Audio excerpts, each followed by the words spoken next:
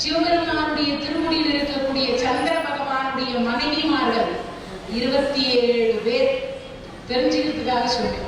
அப்படி 27 நட்சத்திரம் ஒரு ஆண்டிற்கு ஒரு நட்சத்திரமாக இங்கே சிறப்பு நிகழ்ச்சியை கொடுத்திருக்கிறார்கள். அதனால உண்மையாகவே ஒருங்கிணைப்பாளர் நாகராஜன் ஐயா அவர்களுக்கும் இது தொடர்ந்து பொருளுதவி, நிதி உதவி, உடல் ஒத்துழைப்பு அனைத்தும் நல்கி இருக்கக்கூடிய அனைத்து அடியார்களுக்கும், அதே போல தொடர்ந்து எங்களை போன்ற, ஏன்னா சம்பளம் கொடுத்தா மட்டும் போதாதுங்க, இது இருக்கு பாருங்க, அதுக்கு நிகர் கோடி ரூபாய் கொடுத்தா கூட இணையே ஆகாது.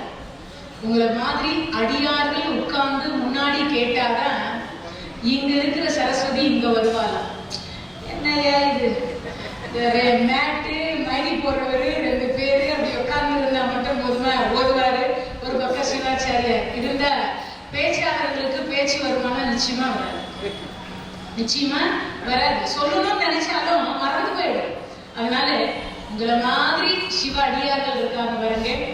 அதனால அந்த சிவ அடியார்களினுடைய பாதார விந்தத்தை பணிந்து அடியேன் இன்றைய தினத்தில் என்னென்னமோ தலைப்பு கேட்டேன். சரி, நீங்க வில்லிபாரதம் தொடங்கிட்டுமான்னு. இல்ல இடையில ஒரு 4 நாள் விட்டு போயிடும், ஜனங்க முதல் நாள் கதையை மறந்துடுவாங்க, அதனால பேசாத தலைப்பா பேசுவாங்க. நானும் என்னென்னமோ சொல்லி பார்த்தேன், அவர் எல்லாம் பேசின தலைப்பாவே இருக்குதுன்னு. சரி, கடைசியில என்னதான் பேசுன்னு, நீங்க ஒரு முருக அடியாரை பற்றி பேசுங்க. சரி, நமக்கு வாழ்வழித்த முருகப்பெருமான் இருக்கும்போது நமக்கு என்ன கவலைன்னு முருகப்பெருமானுடைய கலியுக வரதன் கந்த கடம்பர் முருக பெருமானை போன்று உலகத்தில் கருணை கடவுள் இல்லை. சிவன் வேறு முருகன் வேறுன்னு நினைக்க கூடாது, 2 பேருமே ஒருத்தர் தான். ஏன்னா ஒன்னும் இல்லை, சூரபதுமனை சம்ஹாரம் பண்ணுவதற்காக சிவபெருமான் வரணும்னு முருகராக வந்தார், அவ்வளவுதான். வித்தியாசம் என்ன? அவருக்கு 5 முகம், இவருக்கு 6 முகம். அவருக்கு 10 கை, இவருக்கு 12 கை. அவருக்கு 15 கண்ணு, இவருக்கு 18 கண்ணு. அவ்வளவுதான் வித்தியாசம், வேற ஒண்ணும் இல்லை. ஆனா நீங்க வேற சாம்பார் சாதம் சாப்பிட்டாலும் அதே வயிறு தான் நிறைய போகுது, புளியோதரை சாப்பிட்டாலும் அதே வயிறு தான் நிறைய போகுது, தயிர் சாதம் சாப்பிட்டாலும் அதே வயிறு தான் நிறைய போகுது. ஆனா இதுக்கு அத்தனைக்கும் மூலப்பொருள்னு ஒண்ணு இருக்குது. எது? அரிசி. அதுவே இட்லியா இருக்குது, பொங்கலா இருக்குது, பூரியா ஊத்தாப்பமா இருக்குது, அதுவே தோசையா இருக்குது, இன்னும் நிறைய சொல்லிட்டே போகலாம். இறை அருள் ஒன்றுதான். அதனால பாகுபாடு கிடையாது, கடவுளிடத்துல பாகுபாடு கிடையாது. அதனால இன்றைய தினத்தில் முருக அடியார்கள் அப்படின்னு சொல்லக்கூடியவர்கள் ஒரு சில பேரை முடிஞ்ச வரைக்கும் ஷார்ட்டா ஒரு சில பேர்களை நாம இன்னைக்கு பார்க்கலான்னு இருக்கோம். அதுல இங்க பெரும்பாலும் பார்த்தீங்கன்னா ஒரு ரொம்ப ஆண்டு காலமா செங்குந்த மரபினர் இங்க ரொம்ப அதிகம். அதே போல அந்த மரபுக்கும் முருகப்பெருமானுக்கும் என்ன தொடர்பு நிறைய பேருக்கு தெரியுமோ தெரியாதோ, இருந்தாலும் மீண்டும் தெரிந்து கொள்வதற்கு ஒரு வாய்ப்பு. அப்படி எப்படி இந்த தொண்டு வந்தது அப்படின்னு பார்த்தீங்கன்னா, இன்னைக்கு நிறைய பார்த்தீங்கன்னா இந்த மரபினர்கள் முருக அடியார்களாக இருந்து தொண்டு செய்யறாங்க. குந்தம் என்று சொல்லக்கூடிய ஆயுதத்தை தாங்கி அரசாண்ட முசுகுந்த சக்கரவர்த்தி ரொம்ப சிறப்புக்குரியவர். அவர் சிவ அடியாரும் கூட, முருக அடியார் தான் மெயின். இது யாருக்கு தெரியுமோ தெரியாதோ தெரியாது, முருக அடியார்கள் அவர் ஒருத்தர். சரி, அவர் எப்படி இருந்தார், முதல்ல என்னவா இருந்தார் அது தெரிஞ்சுக்கணும். கைலாயம் அப்படின்னு சொல்லக்கூடியதுல முன்பு செய்த தவம். முன்பு செய்த தவம்னா என்னது? இப்ப நீங்க எல்லாம் உட்கார்ந்து இருக்கிறீங்க இல்லையா, இதெல்லாம் முன் செய்த தவத்தின் காரணமா காரணீஸ்வரர் கோயில இத்தனை மணிக்கு இருந்து இத்தனை மணி வரைக்கும் உட்கார்ந்துன்றது உங்க தலையில எழுதி வச்சிருக்கிறார். யாரு? பிரம்மா. நான் இல்ல, பிரம்மா. ஏன்னா அவர் எழுதுனாதான் இங்க உட்கார முடியும், இல்லைன்னா எங்க உட்காரலாம்? வீட்டு சோபாவில உட்காரலாம், இல்ல வீட்டுல படுத்துட்டு இருக்கலாம், இல்ல டிவி முன்னாடி உட்கார்ந்து இருக்கலாம், இல்ல ஒரு தியேட்டர்ல உட்கார்ந்து இருக்கலாம், இல்ல ரோட்ல உட்கார்ந்து இருக்கலாம், எதையாவது பேசிட்டு இருக்கலாம், சாப்பிட்டுட்டு இருக்கலாம். ஆனா காரணீஸ்வரர் கோயில் மண்டபத்தில் உட்காரணும்னா பிரம்மா எழுதி இருந்தா உட்காரலாம், இல்லைன்னா உட்கார முடியாது. அப்பன்னா எழுதா குறைக்கு அழுதா வருமா? நான் சொல்லல, வள்ளலார் சுவாமிகள் சொல்றார். 7 தா போட்டாரா, 7 ஒரு தால தா தா தா தா தா தா குறைக்கு பக்கத்துல இருந்த அடியார் கேட்டாரா, சுவாமி ஒரு தா போட்டிருந்தா போதுமே, எதுக்கு 7 தா போட்டீங்க? ஆனா முட்டாள் 7 தா குறைக்க அழுதா வருமாடாங்க. ஒரு தாவல முடிக்க வேண்டியதை 7 தா போட்டார். அல்ல, இந்த பக்கத்துல இருந்தவர் கேட்டார், ஒரே தா போட்டுக்கலாம்ல? தா தா போட்டா முடிஞ்சு போச்சு, 7 தா முடிஞ்சிச்சு. அவர் என்ன பண்ணாரு, தா தா தா தா தா தா தான்னு 7 தா போட்டார். பக்கத்துல இருக்கிறவனுக்கு ஒரு டவுட் வந்துச்சு, இது என்னது இது தா தா தா தா தா தா தான்னு தாத்தான்னு கூப்பிடுறாரா என்னன்னு தெரியல, இல்ல தான்னு குடுக்குற எதையாவது கேட்கிறாரான்னு தெரியல. ஏன் சுவாமி இப்படி 7 தா போட்டீங்கன்னாரு. ஒண்ணும் இல்லடா, உன்ன மாதிரி முட்டாள்களுக்கெல்லாம் சீக்கிரமா புரியாது. தன்னை அறிவாளின்னு அவர் சொல்லிக்கவே இல்லை. அதை முதல்ல தெரிஞ்சுக்கணும். ஏன்னா உடனே நினைச்சுக்க கூடாது, வள்ளலார் சுவாமிகள் தான் அகந்தையினால சொல்லிட்டாரோன்னு இல்லை. எழுதா குறைக்க அழுதா வருமா? அன்னைக்கு எழுதினவன் சரியா எழுதியிருந்தார். பட்டினத்து அடிகள் சொன்னார், மாதா உடல் சலித்தான் கல்வினையேன் கால் சலித்தேன், வேதாவும் கை சலித்து விட்டானே நாதா இன்னும் நாதா ஓரன்னை கருப்பையுள் வாராமல் கா. மாதா உடல் சலித்தார் கல்வினையேன் கால் சலித்தேன், வேதாவும் கை சலித்து விட்டானே நாதா இருப்பையூர் வாழ் சிவனே இன்னும் ஓரன்னை கருப்பையூர் வாராமல் கா. என இவங்க எழுதின தலையெழுத்து சரியில்லை. மாதா உடல் சலித்தால் வல்வினையே கால் சலித்தேன். ஏன் கருப்பையை சுமந்து சுமந்து சுமந்து எங்க அம்மா நொந்து போனான். ஒரு அம்மா நினைக்க கூடாது. ஒரு ஆசைக்கு ஒரு பிறவி கொடுக்கிறார். அருணகிரி பெருமான் சொல்றார், முருக அடியார்கள்ல அருணகிரி பெருமான் சொல்றார் என்னன்னு, எழுகடல் மணலை அளவிடின் அதிகம் எனக்கிடல் பிறவி அவதாரம். ஒரு கடல் மணலை எடுத்து எண்ணி பார்த்து 7ஆல பெருக்கணுமா. ஏன்? நம்ம ஆசை அவ்வளவு வச்சுட்டு இருக்கணும்னு அர்த்தம், வேற ஒண்ணும் இல்லை. அவ்வளவு ஆசை இருக்குன்னு அர்த்தம். அப்போ ஆசைக்கு ஒரு பிறவி தருவார். இதுக்கு ஒரே ஒரு உதாரணம் மட்டும் சொல்லிட்டு நாம முசுகுந்த சக்கரவர்த்தி கதையை போயிடுவோம். பட்டினத்தார் 9 கோடி ரூபாய் சொத்தை தூக்கி தெருவில் போட்டார். ஒரே ஒரு உடை கோமணம் உண்டு. இருக்கும் இடம் தேடி என் பசிக்கே அன்னம் உருக்கமுடன் கொண்டு வந்தால் முன்பே, தெருக்கு அழைத்தாலும் போகேன், என் தேகம் இழைத்தாலும் போக மாட்டேன், சத்தியமா சிவன் மீது ஆணை போக மாட்டேன்ட்டார். யாராவது தேடி கொண்டு வந்து கொடுத்தா சாப்பிடுவேன், இல்லைன்னா வேண்டாம். யாராவது ஐயா வீட்டுக்கு வாங்க அமுதம் படைக்கிறேன்னு சொன்னாலும் போக மாட்டேன், விருப்பத்தோடு கொண்டு வந்து கொடுத்தா சாப்பிடுவேன், இல்லைன்னா விட்டுட்டார். அப்பேற்பட்ட 9 கோடி இன்னைக்கு நேரத்து இல்லைங்க, எத்தனை வருஷத்துக்கு முன்னாடி தெரியுமா? 2500 வருஷத்துக்கு முன்னாடி. எவ்வளவு? ஆமா, அப்பவே 9 கோடி ரூபாய் சொத்துக்கு அதிபதி. எவ்வளவு? 9 கோடி. தெருவில் தூக்கி போட்டார். காதற்ற ஊசியும் வாராத கான் பின்னாடி வராதுன்ற. வீடு வரை உறவு, வீதி வரை மனைவி, காடு வரை பிள்ளை, கடைசி வரைக்கும் சிவபெருமான் வருவார். சொல்லக்கூடாது. சுடுகாட்டுல யார் இருக்கா? சுடலையாண்டியாக அவர் தானே உட்கார்ந்து இருக்கார். என் அடியார் இங்கு வருவார்னு நான் வெயிட்டிங்ல இருக்கேன்னு தப்பா எல்லாம் நினைக்கூடாது. யாரோ அவர் சொல்லிட்டாரு, சிவபெருமான் அங்கதாங்க இருக்கிறாரு, நிரந்தரமா அங்க இருக்காரு, இல்லைன்னு சொல்ல முடியாது. அப்பேற்பட்ட பட்டினத்தார் வெறப்பு மேல தலை வச்சு படுத்துட்டு இருந்தார். 2 பெண்கள் தண்ணி குடம் தூக்கிட்டு போனாங்க. அதுல ஒருத்தி சொன்னாரம்மா, உனக்கு ஒரு விஷயம் தெரியுமா? சொன்னாதானே தெரியும். இவர் பேருதான் பட்டினத்தார். பட்டணத்துல பிறந்ததுனால ஒரு பேர் பட்டினத்தார். அப்பெல்லாம் மத்தவங்க எல்லாம் கிராமத்தார்னு அர்த்தம். அப்ப பட்டணத்துல பிறந்ததுனால அவருக்கு பட்டினத்தார்னு பேரு. இவருக்கு தெரியுமா உனக்கு? ஓ, இவர் தானே 9 கோடி ரூபாய் சொத்து தூக்கி தெருவுல போட்டவர். ஆமா ஆமா, முற்றும் துறந்த ஞானிடி. எல்லாத்தையும் துறந்தார். ஆனா இன்னும் 1 மட்டும் துறக்கல. 99.9% தவம் முற்றி போச்சு. ஆனா இன்னும் 1% பேலன்ஸ் இருக்குன்னா. என்னடி இப்படி சொல்றேன்? 9 கோடி ரூபாய் சொத்து தூக்கி தெருவுல போட்டு உடை கோமணம் உண்டு கோமணத்தை உடுத்திக்கிட்டு படுத்துட்டு இருக்கிறவரை போய் இன்னும் 1% இவர் மனசுல ஆசை இருக்குன்னு சொல்றியே, போயிட்டு வந்தா தெரியும்னா. 2 பேரும் போனாங்க. ஆத்தங்கரையில இருந்து தண்ணியை தூக்கிட்டு வந்துட்டாங்க. அப்படி வந்ததுக்கு அப்புறம் ஒரு நிகழ்வு நடந்தது. திரும்பி வந்துட்டு இருக்கும்போது ரமா இப்போ பாருடின்னா அலுவலக பார்த்தா, என்னடி இதுல வித்தியாசம் கண்டுபிடிச்ச? அடியே, போகிற பொழுது அவர் தலை எங்க இருந்ததுடின்னா வெறப்பு மேல இருந்துச்சு. இப்போ வரப்பொழுது எங்கடி இருக்குதுன்னா வெறப்பு விட்டு கீழே இருக்குதுடின்னா. அடியே, எல்லாத்தையும் துறந்த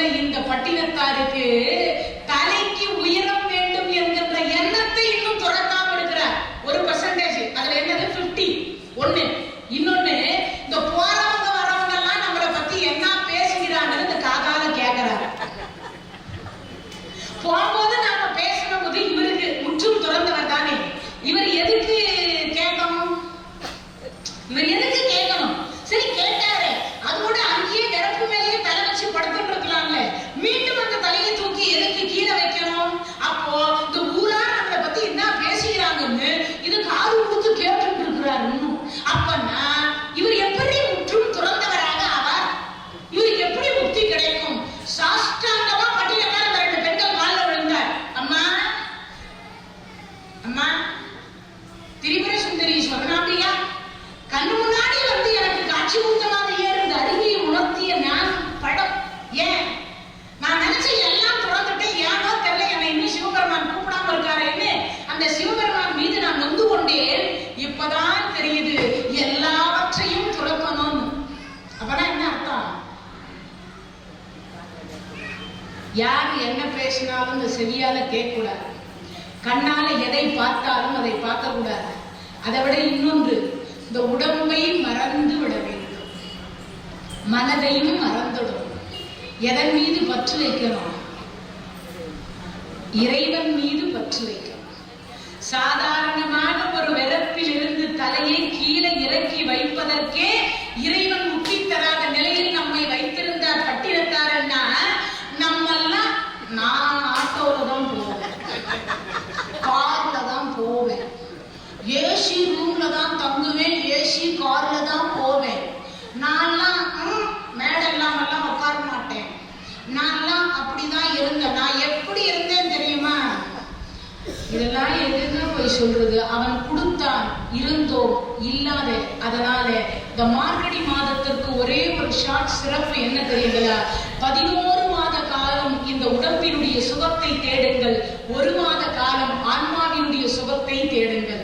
இவ்வளவுதான் வித்தியாசம் தனுர் மாதத்துக்கும் மற்ற மாதத்திற்கும்.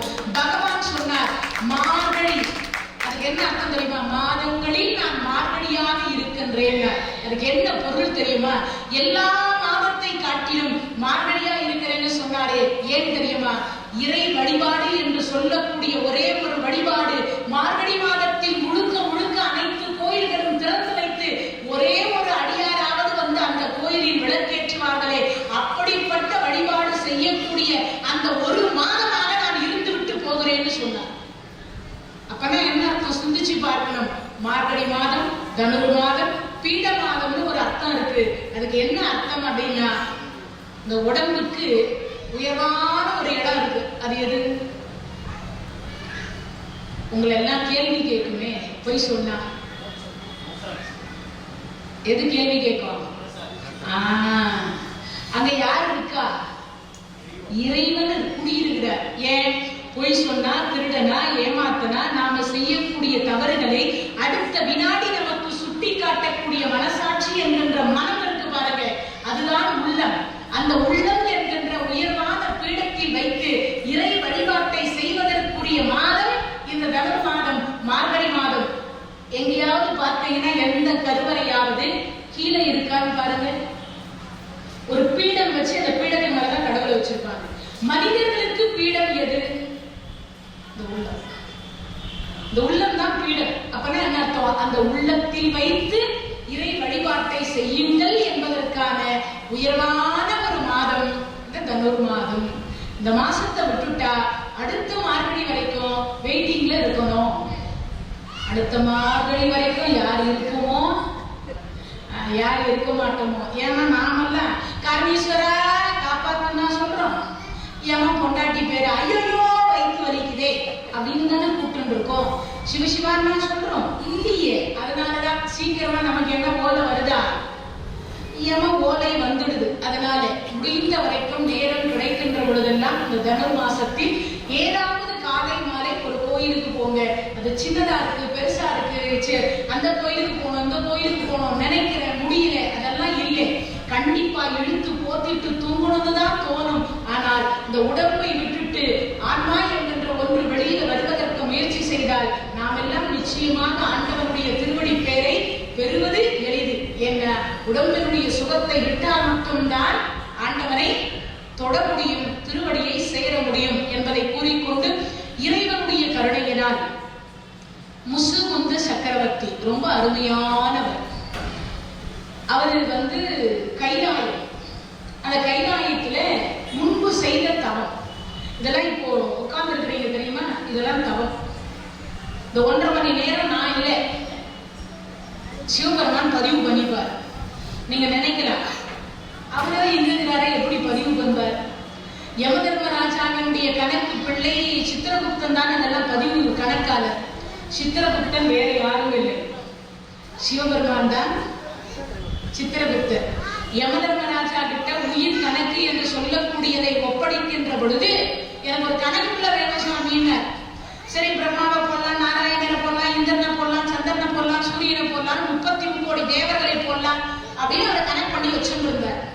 அப்படி கணக்கு பண்ணி பார்த்தா எல்லாம் ஃப்ராடு கணக்காக இருக்குது. இவர் யாரு? நம்ம சொந்தக்காரரு. ஏங்க பொண்ணு வீட்டுல கல்யாணம், நாங்க இந்த பொண்ணு வீட்டுக்காரங்க எல்லாம் ஒட்டுமொத்தமா முன்னாடி லைன்ல உட்காந்துட்டு சாம்பார்ல 4 ஜக் தண்ணி, கல்யாணம் நம்புது மச்சான் முதல்ல எல்லாம் பந்தி முந்திக்கணும் அந்த மாதிரி ஆயிடும். அதனால இந்த கணக்கு சரியா இருக்கா. அப்புறம் என்ன பண்றது, யார கணக்கு போடுறதுன்னு பார்த்தா நானே வரேன்ப்பா. யாருகிட்ட? யமகிட்ட. அவரே வந்துட்டார். அப்போ யமதர்மராஜாவின் கணக்கு பிள்ளை வேற யாரும் இல்ல, சித்திரகுப்தர். சித்திரகுப்தர் அப்படின்னா என்ன? கணக்கு பிள்ளை. இப்ப எழுதி நம்ம இங்க பேசிட்டு இருக்கிற அத்தனையும் ரிஜிஸ்டர் பண்ணிட்டு இருக்காரு. கோயில்ல எவ்வளவு நேரம் இருந்தீங்க, என்ன பேசுனீங்க, என்ன கேட்டீங்க, என்னென்ன நடந்து கொண்டீர்கள் என்பதை கணக்கில் வைத்துக் கொண்டு புண்ணிய கணக்கு என்று சொல்லக்கூடிய பட்டியலில் போகிறது இந்த கணக்கெல்லாம். உடம்பினுடைய சுகம் தேடக்கூடிய அத்தனையும் பாவ கணக்கில் போகிறது. ஆன்மாவினுடைய சுகம் தேடக்கூடிய ஒன்றை மட்டும் புண்ணிய கணக்கில் எழுதுகிறார் சித்திரகுப்தர். அதனால நீங்க எல்லாம் இப்போ உட்கார்ந்து இந்த மார்கழி மாசம் கேட்கக்கூடிய அனைத்தும் எதிர போது புண்ணிய கணக்கில் ரிஜிஸ்டர் படக்கூடாது. அப்படி ஒரு தவம் பண்ண முன்ன இருந்த ஒருத்தர். யார்? ஒரு குரங்கு. ஒரு குரங்கு தவம் பண்ணுச்சு. அதுக்கு மோட்சம் கொடுத்துட்டார். அது கைலாயத்துக்கு போயிடுச்சு. கைலாயத்துல அன்னைக்குன்னு பார்த்து சிவராத்திரி. அன்னைக்குன்னு சிவராத்திரி. பூலோகத்துல மட்டும் இல்ல, எல்லா உலகத்திலயும் அன்னைக்கு சிவராத்திரி. இந்த குரங்கு கைலாயத்துல முழுவதும் தேடி பார்த்தது, அதுக்குரிய உணவு கிடைக்கல. சரி என்ன பண்ணலாம்னு யோசித்து பார்த்தது. அங்க இருந்த மரம் வில்வ மரம். அது மேலே ஏறி உட்கார்ந்துட்டது. இரவு உட்கார்ந்த உடனே என்ன பண்ணது, பசி. பசி வந்தா என்ன போகும்? பசி வந்தா பத்தும் போகும். அந்த பத்து என்னன்னது? மானம், ஈனம், சூடு, சொன்ன, அப்பா, அம்மா, காதல், காமம், மனைவி, மக்கள். முடிஞ்சிச்சா? 10 வந்துச்சா? கரெக்டா? இவ்வளவும் போயிடுமா? எது வந்தா? பசி வந்தா. கொண்டாட்டி அழகா பட்டுப்புடவை கட்டிட்டு, ஏங்க நீங்க தீபாவளிக்கு வாங்கி கொடுத்ததுங்க, பொங்கலுக்கு கட்டலான்னு பார்த்தேன், ஆனா பொங்கலுக்கு வாங்கி கொடுக்க மாட்டேங்குது, இப்பவே கட்டிட்டேன்னு கொஞ்சம் நல்லா இருக்கான்னு பார்த்து. பாவம் மனுஷன் காலையிலிருந்து சாப்பிடல, இப்பயாவது சாப்பிடலான்னு வந்து உட்கார்ந்தார். அந்த நேரம் பார்த்து இவ புடவையை கட்டிட்டு வந்து நல்லா இருக்கா பாரு. மனுஷன் ரொம்ப டென்ஷன் இருக்கு. காலையில இருந்து பட்டினி இருக்கேன், சீக்கிரமா சோத்த போகும். முதல்ல அதை தான் சொல்லுவோம் இல்லையா? அதை போல பசி வந்தால் பத்தும் கடந்து போகும். அதனால வந்து பசினா தூக்கம் வராது முதல்ல, அதுதான் கொடுமை. இப்ப அந்த குரங்குக்கு தூக்கம் வரல. இரவு பொழுது விடிஞ்சாதான் உணவு தேட முடியும். என்ன செய்வதுன்னு தெரியல. சரி, இந்த இரவை போக்கணுமே, என்ன பண்ணலாம்? அப்போ இந்த வில்வத்தை பிச்சி பிச்சி போடும். அது கைலாயம். சிவபெருமான் பார்த்தார். அன்னைக்கு என்னமோ தெரியல சிவபெருமான். அன்னைக்கு அம்பிகை உட்கார்ந்து இருந்தாங்க. அம்பிகை என்ன பண்றேன்? பொண்ணு சுவாமி உட்கார்ந்துருக்கேன். அப்படியா? சரி, கொஞ்ச நேரம் இந்த மடியில தலை வச்சு படுத்து விட்டோமான்னு. என்னைக்குமே படுத்தாத சிவபெருமான் அன்னைக்குன்னு பார்த்து மனைவியுடைய மடியில தலையை வச்சு படுத்துட்டு இருந்தார். இந்த குரங்குக்கு பாவம் தெரியாது. குரங்குக்கு எத்தனை அறிவு? 5 தான். 5 அறிவு தானே. நம்மள சில பேருக்கு இருக்கு, அதுதான். அதெல்லாம் விட்டுடணும். ஏன்னா கார் வந்தாலும் அழக மாட்டோம், ஆறு அடிச்சாலும் அழக மாட்டோம், அதுக்கப்புறம் நல்லா வந்தாலும் அழக மாட்டோம், படி அடிச்சாலும் அழக மாட்டோம். நிறைய பேர் போய் பாருங்க, அப்படியே படுத்துடும். எது வந்தாலும் சரி, அப்படியேதான். என்ன பண்றது, நம்மள சில பேருக்கு 5 அறிவு அப்படிதான் இருக்கும். அதனால இப்ப அந்த குரங்கு என்ன பண்ணுச்சா, தூக்கம் வரல, என்ன செய்வது? இந்த இலையை பிச்சு பிச்சு. அம்பிகைக்கு ஒரே போகும். என் கணவர் எத்தனை யுகத்துக்கு அப்புறமா என் மடியில இப்பதான் தலை வச்சு படுத்திருக்கிறார். நீங்க நினைக்கலாம், எத்தனை யுகத்துக்கு அப்புறம்? நமக்கு 365 நாட்கள் கொண்டது தேவர்களுக்கு ஒரு நாள். தேவர்களுக்கு ஒரு நாள். தேவர்களுக்கு 365 ஆண்டு காலம். இப்ப நமக்கு 365 ஆண்டு காலம் வந்தாதான் அவங்களுக்கு ஒரு வருடம், ஒரு வருஷம். அப்ப நம்ம ஆயுள்ல எத்தனை ஆயுள் போகுதுன்னு சராசரியா 100 வருஷமே வச்சுக்கணும். 4 ஜென்மம் போகுதா? அப்ப நமக்கு 4 ஜென்மம் வருகிற பொழுது அவர்களுக்கு என்ன வருது? ஒரே ஒரு வருஷம் தான் ஆகுது. அப்போ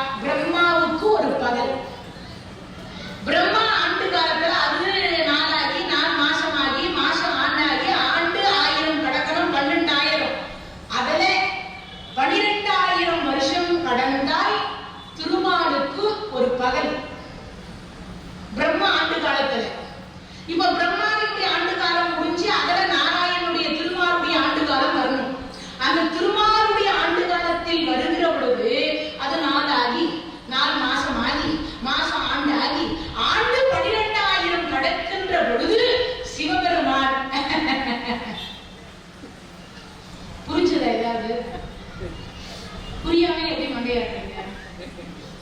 என்னமோ சொல்றீங்க, நாங்க மண்டையாடுறோம்.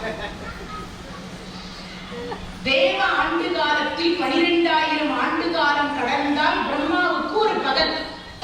பிரம்ம ஆண்டு காலத்தில் 12,000 ஆண்டு காலம் கடந்தால் திருமாலுக்கு ஒரு பகல். திருமாலுடைய ஆண்டு காலத்தில் 12,000 ஆண்டு காலம் கடந்தால் சிவபெருமான் சிரிக்கின்ற நேரம். கனெக்ட் பண்றதெல்லாம் ரொம்ப கஷ்டம். இத கனெக்ட் பண்றதுக்கே எனக்கு 18 வருஷம் முடிச்சுக்குது. இதை கனெக்ட் பண்றதுக்கே எனக்கு 18 வருஷம் முடிச்சு. இதனுடைய விளக்க நான் பின்னாடி வருகிற பொழுது சொல்லுவேன். அதனுடைய இதெல்லாம் சொன்னா ரொம்ப போகும்.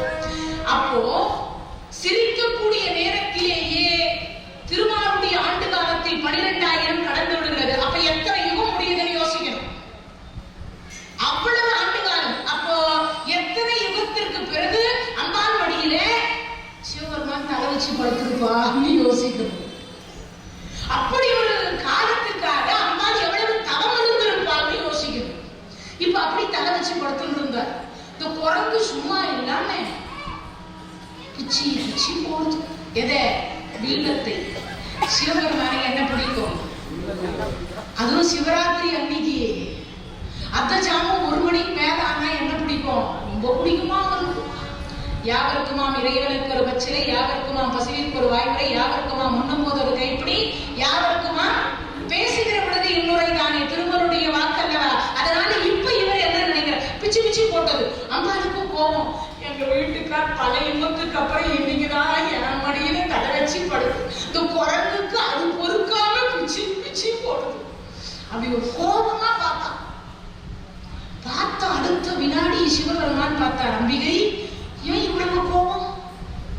சுவாமி, எப்பயாவது என் மடியில தலை வச்சு படுக்க மாட்டீங்களான்னு நான் ஏங்கிட்டு இருந்தேன். இன்னைக்கேன்னு பார்த்து நீங்களா வாய திறந்து படுத்தீங்க. அது இந்த குரங்குக்கு பொறுக்காம அதை பிச்சு பிச்சு போடும்.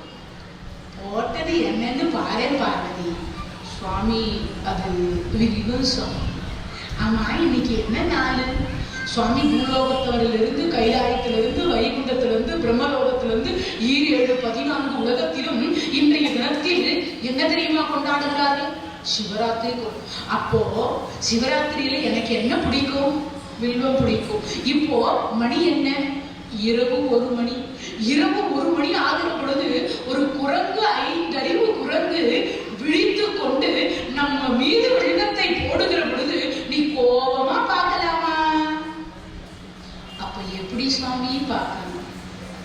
தனம் தரும், கல்வி தரும், ஒரு நாளும் தளர்வறியா மனம் தரும், தெய்வ வடிவு தரும், நெஞ்சில் வஞ்சமில்லா இனம் தரும், நல்லன எல்லாம் தரும்.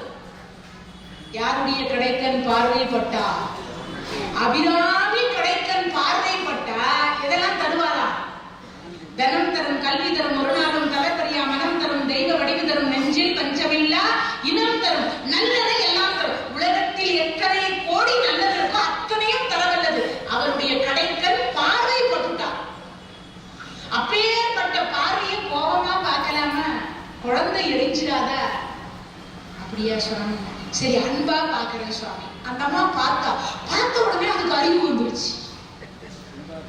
பிச்சி கோபமா பார்த்த உடனே நடுங்கிடுச்சு. அன்பா பார்த்த உடனே பிச்சி போட்டுட்டு இருந்தது. அம்மா ரொம்ப என்னமோ கூப்பிடுறா போல இருக்குன்னு ஓடோடி வந்து மரத்தை விட்டு கீழே இறங்கி ஓடோடி வந்து இருவரையும் சேர்த்து கும்பிட்டு வலம் வந்துருச்சு. சிவராத்திரி அன்னைக்கு 1 மணி ராத்திரிக்கு கைலாயத்துல ஒரு குரங்கு வளம் வருதுன்னா எப்பேற்பட்ட புண்ணியம் செய்திருக்கணும். சிவபெருமான் பார்த்தார். ஆஹா ஆஹா ஆஹா, இந்த காட்சி எவ்வளவு அருமையாக இருக்கிறது. இந்த குரங்குக்கு என்ன ஞானம் இருக்குன்றது பார்த்த உடனே அதுக்கு பசி ஒரு பக்கம், விரதம் இருக்கு. இன்னைக்கு எல்லாம் சாப்பாடு ஒண்ணும் கிடைக்கல, விரதம் ஒரு பக்கம். 1 மணி ராத்திரிக்கு வில்லத்தை பிச்சு போட்டுட்டு இருக்கு. அதுவும் நம்ம 2 பேரும் அம்மையப்பன் மீது. அது மட்டும் இல்ல, நீ பார்த்த உடனே அறிவு வந்து அந்த குழந்தை இறங்கி கீழே வந்து, சுவாமி காத்தால இருந்து பட்டினி, எனக்கு உணவு வேணும்னு கேட்கல. என்ன கேட்டுச்சு? 2 பேரையும் வணங்கிட்டு வலம் வந்து திருவடியில சரணாகதியே விழுந்தது பாரு. இந்த குழந்தைக்கு என்ன கொடுக்கலாம் பார்வதினா? ஏற்கனவே முடிவு பண்ணிட்டு என்ன கொடுக்கலாம்னு கேட்டா என்ன சொல்றது? கொடுக்கணும்னு ஏற்கனவே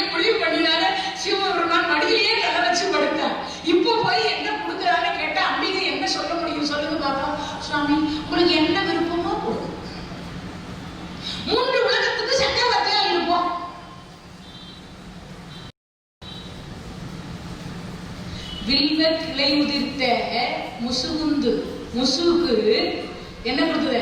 செல்வ துறைமகனாய் ஆக்கினையே. வள்ளலார் சுவாமிகள் திரு அருட்பாவுல சொல்றார். வில்வ கிளை உதிர்த்த முசுவுக்கு செல்வ துறைமகனாய் ஆக்கினையே. இறைவா உன் கருணை என்னன்னு சொல்றது? ஒரே ஒரு இலைய 1 மணி ராத்திரிக்கு பிச்சு போட்டுச்சுன்ற ஒரு காரணத்துக்காக 3 உலகத்துக்கு சக்கரவர்த்தியா இருந்துட்டார். ஆனா இந்த குரங்கு என்ன பண்ணுச்சு? சுவாமி, கைலாயத்தில் மலத்தில் இருக்கும் புழுவா பிறந்தாலும் பிறப்பேன், பாதா போன பூலோகத்துல சக்கரவர்த்தியா இருக்க மாட்டேன். ஏன்னா அப்படி சொல்லி இருக்கோம். அஞ்சறிவுதான் அந்த குரங்குக்கு. அந்த குரங்கு சொல்லுதான், திரு கைலாயத்தில் இருக்கக்கூடிய மலம் இருக்கே, நாம தினமும் கழிக்கக்கூடிய மலம் இருக்கே, அந்த மலத்தில் இருக்கக்கூடிய புழுவாகவோ வண்டாகவோ இருந்தாலும் இருப்பேனே தவிர இந்த பூமியில் வந்து மாநில ஜென்மத்தோடு ஜென்மமாக பிறக்க எனக்கு விருப்பம் இல்லை. சுவாமி வரத்தை மாத்தி விடுவோம். சிவபெருமானுக்கு ஆச்சரியம். எல்லாம் அத்தானே கேட்கிறாங்க.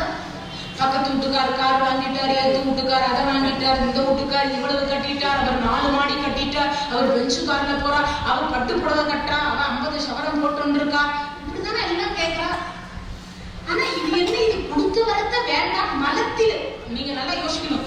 நாற்றம் மலத்தில் இருக்கக்கூடிய வண்டாக பிறந்தாலும் பிறப்பேன், பூமியில் போய் மனிதனாக பிறக்க மாட்டேன். சுவாமி வரத்தை மாத்தி கொடுவோம். சிவபெருமானுக்கே ஆச்சரியம். அந்த குரங்கு சிவபெருமான் தலையில மடியில இருந்து தலையை எடுத்துட்டு நேரா உட்காந்துட்டார், நிமிந்து உட்காந்துட்டார். அப்ப என்ன சொல்ற, எனக்கு ஒன்னும் புரியல. சுவாமி, அதெல்லாம் ஒரு உலகமா? அப்ப கோடிக்கணக்கான கோயில் கட்டி கும்பாபிஷேகம் பண்ணி சிவனே சிவனே சிவனே என்று அத்தனை அடியார்கள் தவம் இருக்கிறாங்க. என்ன தவம் இருக்கிறாங்க? பொய் சொல்றாங்க, ஏமாத்துறாங்க, குடிய கெடுக்கிறாங்க, பொருளுக்காக இச்சிக்கின்றாங்க. வள்ளலார் சுவாமிகள் மனுமுறை கண்ட வாசகம் தினமும் படிப்பாங்களே, அதுல சொல்லி இருப்பாங்க இல்லையா? எத்தனையோ சொல்றாங்க. நல்லோர் மனதை நடுங்க செய்தேனோ, நற்றாற்றில் கையை நடுவ விட்டேனோ, வழிய வழக்கிட்டு மானம் கெடுத்தேனோ, வரவு போக்கடியா வழியடைத்தேனோ, தானம் கொடுப்போரை தடுத்து நின்றேனோ, தர்மம் பாராது தண்டனை செய்தேனோ, கலந்த சிநேகிதருக்கு கலகம் செய்தேனோ, மனமத்த நட்புக்கு வஞ்சகம் செய்தேனோ, மண்ணோரம் பேசி வாழ்வழித்தேனோ, குடிவரி உயர்த்தி கொள்ளை கொண்டேனோ, குடிக்கின்ற நீருள்ள குளத்தை துர்த்தேனோ, ஏழைகள் வயிறு எரிய செய்தேனோ, இறப்போர்க்கு பிச்சை இல்லை என்றேனோ, பசித்தோர் முகத்தை பாராதிருந்தேனோ, பகை கொண்டு அயலார் பழியிலை அழித்தேனோ, போல் சொல்லி குடும்பம் கலைத்தேனோ, கணவன் வழி நிற்போரை கற்பழித்தேனோ, கர்ப்பத்தை அழித்து கழித்திருந்தேனோ, குருவை வணங்க பூசின்றேனோ, குருவின் காணிக்கை கொடுக்க மறந்தேனோ, பட்சிய கூண்டில் பதைக்க அடைத்தேனோ, கல்லும் நெல்லும் கலந்து விற்றேனோ, குருவை வணங்க பூசி நின்றேனோ, குருவின் காணிக்கை கொடுக்க மறந்தேனோ, பட்சிய கூண்டில் பதைக்க அடைத்தேனோ, தந்தை தாய்மொழியை தள்ளி நடந்தேனோ, தெய்வத்தை இகழ்ந்து செருக்கடைந்தேனோ. கடவுளை கும்பிடுற போது கூட நிம்மதியா கடவுளை சாமி கும்பிடுற காரணேஸ்வரா உளுந்து உளுந்து சுவாமி கும்பிடுவேன். கும்பிடாதவெல்லாம் நல்லாவே இருக்கணும். உன்னை உளுந்து உளுந்து கும்பிடுறதுனாலதானே என்னமோ தெரியல, என்னையே நீ சும்மா சோதிச்சுக்கிட்டே இருக்க. கேட்காதவர் கண்டிப்பா மனசுல கை வச்சு சொல்லுங்க. எப்பயாவது இந்த கேள்வி நாமே கேட்கிறோம் கடவுளை பார்த்து. ஏன்? ஏற்கனவே அவருடைய தாய் தந்தையர் வணங்கி வணங்கி வணங்கி வணங்கி திருவருளை சேர்த்து வச்சுட்டு போயிட்டாங்க. அவர் இப்ப வணங்கணும்னு அவசியம் இல்லை. ஆனா அவர் வணங்காம விட்டுட்டாருன்னா அவர் பிள்ளைகள் துன்பப்படுவாங்க, அவர் துன்பப்பட மாட்டார். அவ்வளவுதான் வித்தியாசம், வேற ஒண்ணும் பெருசா இல்லை. நாம வணங்கினால் நம் பிள்ளைகள் நலம் பெறும், நம் சந்ததி நலம் பெறும். நாம வணங்காமல் விட்டால் பின்னாடி வர இருக்கக்கூடிய நம் சந்ததி துன்பப்படுமே தவிர நாம் துன்பப்படுறோம்னு எந்த காரணத்தை கொண்டும் இறைவன் மீது குறை சொல்லக்கூடாது. அப்போ தெய்வத்தை இருந்து செருக்கடைந்தேன். இந்த இடத்துல ஒரே ஒரு வரியை மட்டும் அவர் சொல்றார், அழுத்தி சொல்றார். ஏன் சொல்றார்? என்ன பாவம் செய்தேன்னா அப்புறம் என்ன அர்த்தம்? தெய்வத்தின் மீது பழி போறது எந்த விதத்திலையும் நியாயம்? காலையில இருந்து சாயங்காலம் வரைக்கும் வேலை செஞ்சாதானே சாயங்காலம் சம்பளம் வாங்க முடியும். ஒரு வாரம் ஃபுல்லா வேலை செஞ்சாதானே ஞாயிற்றுக்கிழமை சம்பளம் வாங்க முடியும். 30 1ஆம் தேதியிலிருந்து 30ஆம் தேதி வரைக்கும் வேலை செஞ்சாதானே 1ஆம் தேதி சம்பளம் வாங்க முடியும். நீ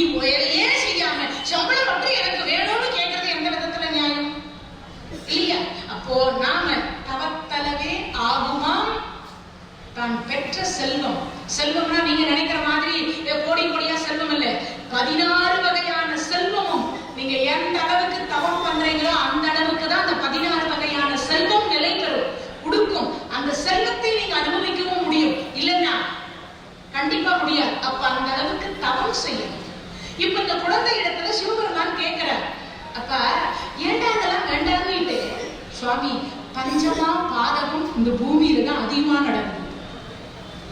உண்மையா இல்லையா? மனைவியிடத்தில் கணவன் உண்மை பேசுறாருன்னு நினைக்கிறீங்களா? கணவரிடத்தில் மனைவி உண்மை பேசுறாங்கன்னு நினைக்கிறீங்களா? குழந்தைகளிடத்தில் தாய் தந்தையர் உண்மை பேசுறாங்களா? குழந்தைகள் தாய் தந்தையர் இடத்தில் உண்மை பேசுகிறதா? இன்றைய நேரத்தில் கலியுகம் என்று சொல்லிக் கொண்டிருக்கக்கூடிய யுகத்தில் முழுக்க முழுக்க முழுக்க 90% மேல பொய் தான் வாழ்ந்து கொண்டிருக்கே தவிர உண்மை எங்க இருக்கு? மறைவாக தான் இருக்கு. ஒண்ணுமே இல்லாத விஷயத்திற்கு கூட பொய் சொல்லிக் கொண்டிருக்கிறோம். அதுக்கு முழுக்க முழுக்க என்ன தெரியுமா காரணம்? நம்மை படைத்த கடவுளே பொய் சொல்லி இருக்கிறார். யாரவர்? அப்ப இந்த மார்கழி மாசம் ஒன்னும் நிகழ்ச்சியே சரி கேட்கலையா? யாருமே சொல்லல. ஆதியும் அந்தமும் இல்ல அருட்பெரும் ஜோதி. யாரும் அந்த திருவெம்பாவையை படிக்கிறதே இல்லையா? நான்முகனும் காண திருமாலும் காண யார் வருது? மாணிக்க வாசகர் பாட்டை யாரும் படிக்கிறதே இல்லையா? ஒரு நாளைக்கு ஒரு பாட்டையாவது படிக்கணும், மெமரி பண்ணணும். திருவாசகத்திற்கு உருகார், ஒரு வாசகத்திற்கு உருகார். அதனால முடிஞ்ச வரைக்கும் ஒரு பாடல ஒரு நாளைக்கு படிங்க. அதுல சொல்றாரு பாருங்க, திருவண்ணாமலை தலத்தில் இருக்கக்கூடிய பிரம்மதேவராக இருக்கக்கூடிய மாதம் அயிரம் காணாத மலை திருவண்ணாமலை. இவர் ஒரு 1000 வருஷம் சண்டை போட்டார். 2 பேரும் 1000 வருஷம் சண்டை போட்டு முடிச்சிட்டாங்க. மறுபடியும் சண்டை எங்க வந்தது? யார் பெரியவர் என்று சண்டையை தீர்த்து வைக்கலான்னு சிவபெருமான் போனார். சொல் பேச்சு கேட்கல.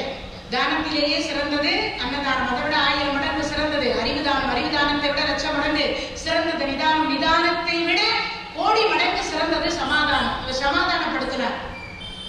அவங்க 2 பேரும் அப்பனும் புள்ளியும் சண்டை. சரி, அப்பனும் சரி என்ன பண்ணான்னு பார்த்து ஜோதி சொரூபமாக காட்சி கொடுத்தார். இதனுடைய திருவடியையும் திருமுடியையும் யார் கண்டு வரீங்களோ அவர் பெரியவர். 1000 வருஷம் இவர் அன்னப்பறவையா பிறந்தார் பிரம்மா. இவர் வராக மூர்த்தியாக பன்றியினுடைய அவதாரத்தை எடுத்துட்டு இவர் 1000 வருஷம் தோன்றார். 2 பேராக காண முடிஞ்சா முடியல. கடைசியா என்ன பண்ணார்? திருமால் திரும்பி பார்த்தா 1000 வருஷம் கடந்து போயிடுச்சு. சுவாமி என்னை மன்னிச்சிருக்கோம், நீங்க கொடுத்த தொழிலை நான் சரியா செய்யல, நானே சின்னவன், என்னை மன்னிச்சிருக்கோம் சரணாகதி அடைஞ்சார். சிவபெருமான் காலில் விடு. உடனே பார்த்தார், திருமால் உனக்கே பூமியில் என்ன உண்டாகட்டும்? உருவ வழிபாடு உண்டாகட்டும். அதனாலதான் திருமாலுக்கு உருவ வழிபாடு புடிச்சார். இந்த பிரம்மா போனவரை காணவேன்னு எதிர்பார்த்து இருக்கிற போது வந்தவர் ஒரு தாகம் பொய் சாட்சி சொல்றது கூட்டு வந்துட்டார். நீ எங்கிருந்து வர? சிவபெருமான் திருமுடியிலிருந்து கைலாயத்திலிருந்து வரேன். அப்படியா? நான் பார்த்தேன்னா வந்து ஒரு பொய் சாட்சி சொல்லுவேன். எல்லா கோயிலையும் முதல் பூ நீயா இருக்கிறபடி நான் பண்ணிடுறேன், உன் தலைவரத்தை மாத்தி எழுதுறேன். சரி, இதுவும் பாவம் அந்த தாகமும் ஆசைப்பட்டு வந்துருச்சு. பின்னாடி வந்த உடனே இங்க பார்த்தவங்க சிவபெருமான் கேட்டார், அப்பா பாத்தியா? ஓ பார்த்தன. நீ பார்த்ததற்கு யார் சாட்சி? இதோ இந்த தாளம்பூ. தாளம்பூவே இந்த பிரம்மா என் திருமுடியை பார்த்தாரா? பார்த்தா சத்தியமா நான் 2 கலான பார்த்தேன்னு. இங்க ஆரம்பிச்சதுக்கு போய் இப்ப புரிஞ்சுதா? நம்மள படைக்கிற கடவுளே நான் தான் பெருசுன்னு சொல்றதுக்காக பொய் ஆரம்பிச்ச பொய் என்னைய வரைக்கும் முடிவுக்கே வரல.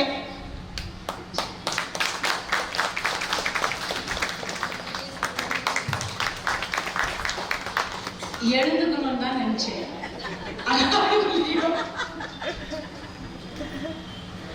அவங்க என்னன்னா சரி எழுந்து நின்று அதுக்கப்புறம் போட்டு அதுல ஒரு நிமிஷம் வேஸ்டா போக வேண்டாமே அப்படின்னு அவங்க உட்கார்ந்தே போட்டாங்க. இறைவனுடைய கருணையினால் என்னன்னா நம்ம செய்யக்கூடிய ஒவ்வொரு செயலுக்கும் ஒரு காரணம் இருக்கு இல்லையா? இப்ப இந்த மலத்தில் இருக்கக்கூடிய வண்டாக நான் பிறந்தாலும் பிறப்பேன் என்று அந்த முசுகுந்தன் அப்படின்னு சொல்லக்கூடிய ஒரு குரங்கு சொன்னது. அது ஏன் சொன்னதுன்னா, பஞ்சமா பாதகத்தில் முதல் பொய் என்பது உயிர் கொலையை விட பெருசு. ஒரு உயிரை காப்பாற்ற பொய் சொன்னா தப்பு இல்லை. டாக்டர் இடத்துல பொய் சொன்னா தப்பு கிடையாது. டாக்டர் பொய் சொல்லுவார். ஏன்னா ரொம்ப உடல்நிலை சீரியஸ், அவர் நிச்சயமா இன்னும் 3 நிமிஷத்துல இறந்துருவார்னு தெரியும், டாக்டருக்கு தெரியும். ஆனா இறக்கக்கூடிய அந்த யாரிடத்துல அந்த அடிபட்டு படுத்துட்டு இருக்கானே, உயிர் பிரியக்கூடிய நோயாளி இருக்கானே, அவங்கிட்ட சத்தியமாக டாக்டர் படித்தவர்கள் நீ செத்துடுவேன்னு சொல்ல மாட்டாங்க. அப்பா உன்னோட மோசமா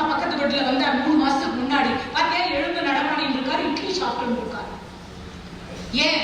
அவன் மனசுல நினைப்பான், நம்ம வாழவும் போல இருக்கு, டாக்டரே சொல்லிட்டாரு. அப்ப அந்த மன தைரியம் வந்து பாருங்க, அவன் நிச்சயமாக 3 நிமிஷம் இல்ல 3 மணி நேரம் அந்த ஆன்மா உயிரோட இருக்கும். அப்போ ஒரு ஆன்மாவை 3 மணி நேரத்திற்கு தள்ளி போடக்கூடிய ஒரு இறப்பை அந்த டாக்டர் செய்கிறார் என்றால் அப்ப ஏன் அவர் பொய் சொல்லக்கூடாது? ஒரு உயிரை காப்பாற்றும் பொருட்டு பொய் சொன்னா தப்பில்லை. வள்ளுவரும் சொல்றார் பொய் எப்ப சொல்லணும்னு. அதே போல வேதமும் சொல்லுது பொய் சொல்லலாம் எப்போ? குறைந்தபட்சம் யார் யாரை காப்பாற்ற? பசுவை. நல்லா தெரிஞ்சுக்கணும், முதல்ல இருப்பது வேதத்துல. பசுவை காப்பாற்ற பொய் சொன்னா தப்பில்லை. சிசுவை காப்பாற்ற பொய் சொன்னா தப்பில்லை. கர்ப்பஸ்திரியை காப்பாற்ற பொய் சொன்னா தப்பில்லை. மாதா பிதா குரு தெய்வம் பொய் சொன்னா தப்பில்லை. இவங்க 4 பேரை காப்பாத்துது. இப்ப என்னடா இதுல தெய்வம் சேர்ந்து போச்சேன்னு நினைக்காதீங்க. மாதா பிதா குரு தெய்வமும் சேர்ந்து போச்சு. என்ன சில நேரத்துல தெய்வத்தை கூட யார் காப்பாற்றணும்? மனிதர்கள் காப்பாற்ற வேண்டிய கையில் இருக்கு. சிலையை தூக்கிட்டு ஒருத்தர் ஓடுறாருன்னா நமக்கு என்ன தூக்கிட்டு போட்டோம்னு நினைச்சிட்டு இருந்தா தெய்வமே வந்து காப்பாற்றிக்குமா? அப்பன்னு பார்த்து 4 பேரை கூப்பிட்டு ஐயா எங்கேயா இந்த கோயில திருடிட்டு என்னமோ ஓடுறான்னு 4 பேரை கூப்பிட்டாதான் அவன் சிலையை வச்சுட்டு ஓடுவான் இல்லையா? அப்போ ஒரு எதையாவது பக்கத்துல இருக்கக்கூடிய காவல்துறை கிட்டையாவது சொன்னாதான் அவன் ஓடுவான். இல்லைன்னா என்ன பண்றது? தெய்வ சிலை அவன் கைக்கு தான் போகும். வழிபாட்டுக்குரிய சிலை வேற இடத்துக்கு போயிடும். அப்பனா என்ன அர்த்தம்?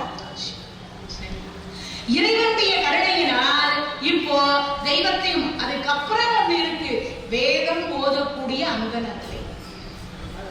வேதம் ஓதக்கூடிய அந்தணர்களை இவர்களை காப்பாற்றும் பொருட்டு பொய் சொன்னா தப்பில்லை. அப்போ பொய் சொல்லலாம்னு சொல்லுது. அப்போ நமக்கு தலையெழுத்தை எழுதக்கூடிய பிரானாக இருக்கக்கூடிய பிரம்மாவே பொய் சொன்னா நாம பொய் சொன்னா தப்பில்லையா? ஒரு கேள்வி இங்க வந்துருச்சா? அதனாலதான் சிவபெருமான் சொன்னார், பூலோகத்தில் உனக்கு கோயில் இல்லாமல் போக கடவுதுனார். ஏன்? நீ இப்போ கோயில்னு ஒண்ணு கொடுத்துட்டா, அடே இவர் யார் தெரியுமா? நம்ம சிவபெருமான் கிட்டே போய் சொன்னாரு, அவர்தான் இவரு. பிரம்மாவே போய் சொல்லி இருக்கிறாரா? நாம சொன்னா தப்பில்லை, எல்லாம் சொல்லலாம். அப்ப என்ன ஆகும்? பொய்யான வாழ்க்கை வாழ்ந்து விடுவார்கள். அப்ப என்ன கெட்டு போயிடும்? தர்மத்தின் வாழ்வு தன்னை சூது காக்கும், இறுதியில் தர்மம் தோத்து போயிடும்னு அர்த்தம். அப்ப உண்மை சத்தியம் தோத்து போயிடும். அந்த ஒரே காரணத்திற்காக பூலோகத்தில் கோயில் இல்லாமல் போச்சு பிரம்மாவுக்கு. மீண்டும் அவர் 1000 ஆண்டு காலம் தவம் செய்தார். அப்பதான் என் ஆலயத்தில் ஒரு பகுதியும் திருமாருடைய ஆலயத்தில் ஒரு பகுதியும் சுற்றுப்புறத்தில் இடம் தருகிறோம்னு பிரம்மாவுக்கு இடம் கொடுத்தாங்க. ஆனா திருமாலாக இருக்கக்கூடிய பெருமாள் நினைத்தார், இல்லை இல்லை, மூவரும் சேர்ந்து காட்சி கொடுத்தா நல்லா இருக்கும்னு நினைத்து மீண்டும் 1000 ஆண்டு காலம் தவம் செய்தார். பிறகு சிவபெருமான் காட்சி கொடுத்தார். இப்ப என்னன்னா, சுவாமி நீங்க சென்ட்ரல்ல இருங்கோ, ஒரு பக்கம் நான் இருக்கிறேன், ஒரு பக்கம் பிரம்மா இருக்கட்டும், 3 பேரும் சேர்ந்து மும்மூர்த்திகளா காட்சி கொடுப்போம் அப்படின்னு கேட்டார். அதுதான் தத்தாத்ரேய சொரூபம், மும்மூர்த்திகள் சொரூபம், தத்தாத்ரேய சொரூபம் அப்படின்னு. அப்பேற்பட்ட பொய் என்பது இந்த பூமியில் இருக்கு. அப்பனா என்ன அர்த்தம்? பஞ்சமா பாதகத்தில் ஒன்று எது? பொய். அப்போ பொய் சொல்லக்கூடாது. இப்ப இந்த முசுகுந்தன் அப்படின்னு சொல்லக்கூடிய குரங்கு என்ன சொல்லுதான்? சுவாமி இந்த பூமியில் பொய் இருக்கின்றது, சூது இருக்கின்றது, வாது இருக்கின்றது, அதனால சுவாமி எனக்கு வேண்டாம். சிவபெருமானுக்கு ஒரே ஒரு பிரச்சனை என்ன தெரியுமா? கொடுத்துட்டா வாங்கவே மாட்டார். நீதான் வச்சுக்கணும். என்ன கொடுத்தா அதே மாதிரி அவ்வளவு எளிதா சீக்கிரமாகவும் கொடுக்க மாட்டார். ரொம்ப சோதிச்சு டெஸ்ட் பண்ணி, இந்த பிளட் டெஸ்ட், அந்த டெஸ்ட், இந்த டெஸ்ட், எல்லா டெஸ்டையும் பண்ணிட்டு அதுக்கப்புறமா பார்த்தீங்கன்னா இந்த மனசையும் ஒரு டெஸ்ட் பண்ணிட்டு இந்த உடம்ப ஒரு பக்கம் ஃபுல்லா என்ன பண்ணிட்டு ரீசார்ஜ் பண்ணிட்டு அப்புறமா தான் பரவாயில்ல எல்லாம் ஓகே, கண்ணு மூக்கு காது இது எல்லாம் ஓகே ஆயிட்டு இப்போ கொடுத்தா இவர் தேவலாம் அப்படின்றதுக்கு அப்புறமா தான் அவர் கொடுக்கவே செய்வார். அப்பனா இவ்வளவு ஆராய்ச்சிக்கு அப்புறம் கொடுக்கக்கூடிய பெருமான் திருப்பி வாங்குவாரா? எல்லா கடவுளும் கொடுத்தால் திருப்பி பெறுவார்கள். ஆனா பெறாத ஒரே ஒரு பெருமான் யார் தெரியுமா? சிவபெருமான் மட்டும்தான் மீண்டும் திருப்பி கொடுத்த வரத்தை வாங்கியதா சரித்திரமே கிடையாது. இப்போ முசுகுந்தர் இடத்துல சொல்றாரப்பா, கொடுத்தா வாங்குற பழக்கம் இல்லை, மாத்தியும் அமைக்க முடியாது. அதுவும் இன்னைக்கு சிவராத்திரி, என் வாயால வருவதே பெரிய விஷயம், ஆனால் இப்பொழுது கொடுத்து விட்டேன், நீ அனுபவித்தே ஆக வேண்டும். சரி என்னடா பண்றது, இவருக்கு இந்த குரங்குக்கு ஒண்ணும் புரியல. சரி சுவாமி, 3 உலகத்துக்கு சக்கரவர்த்தியா இருக்கிறேன், ஆனா ஒன்னே ஒண்ணு, என்ன நான் கேட்கிற மாதிரி நீங்க எனக்கு உருவம் கொடுத்தாதான் நான் போய் அங்க இருப்பேன். என்ன, இதே மூஞ்சியோட நான் பூமியில இருக்கணும். நாமெல்லாம் என்னமா கேட்டிருப்போம், செக்கச்சிவேன் பாக்குற பிகர் எல்லாம் பார்த்து இவரு நமக்கு வீட்டுக்காரா கிடைக்க மாட்டாரா? உண்மையா இல்லையா? உண்மையா இல்லையா? திருமணம் ஆயிடுச்சுங்க. ஆனா ஆனதுக்கு அப்புறம் கூட இந்த மனைவியும் கணவனும் சில நேரத்துல பேசிப்பாங்க தெரியுமா? எங்க அப்பா எங்கேயோ கேட்டார், யாருக்கோ கொடுக்காம எங்க அப்பாவும் தலையில கொண்டு கிளிய வளர்த்து கூட கையில கொடுக்கிற மாதிரி எங்க அப்பா உங்ககிட்ட வந்து கொடுத்துட்டாரு. அந்த அம்மா சொல்லுவா, கடவுள் எனக்கு எங்கேயோ என் மாமனாரு பெண்ணை பத்தி என் தலையில கட்டுவாருன்னு பார்த்தேன், பேய பத்தி என் தலையில கட்டி. உண்மையா இல்லையா? சொல்றமா இல்லையா? என்னதான் இருந்தாலும் அந்த சண்டை ஒரு ஊழல் வருகிற பொழுது அந்த மனம் கண்டிப்பா வெளிப்படுதா இல்லையா? என்னதான் இருந்தாலும் அந்த மனசு வெளிப்படுது.